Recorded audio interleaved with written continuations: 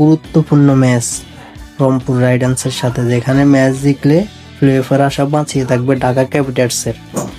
ওই দালাল মাঠে নেমে 29 বলে খেলেন মাত্র 25 রানের ইনিংস, যেখানে ঢাকা ক্যাপিটালসের পাহাড় পরিমাণ রান লাগে ম্যাচ জিতার জন্য। ওইখানে দালাল মাত্র 29 বলে 25 রান করে আউট হয়, দলের বিপদে ঠেলে। আর দল সব শেষে 10 রানে ম্যাচ হারে। ভাই 10 রানে ম্যাচ হারে, তাও সাইফুদ্দিনের অতি দানবীয় ব্যাটিংয়ের কারণে এই পর্যন্ত যেতে পারে ঢাকা ক্যাপিটালস, নাহলে অনেক আগেই ম্যাচ হারতে হয়তো বা।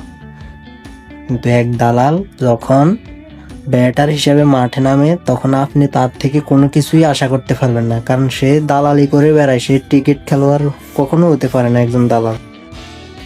ভিডিওটা ভালো লাগলে সবাই লাইক কমেন্ট শেয়ার করে দিবেন। আর আপনি যদি আমার চ্যানেলে নতুন হয়ে থাকেন, চ্যানেলটা সাবস্ক্রাইব করে অবশ্যই পাশেই থাকবেন।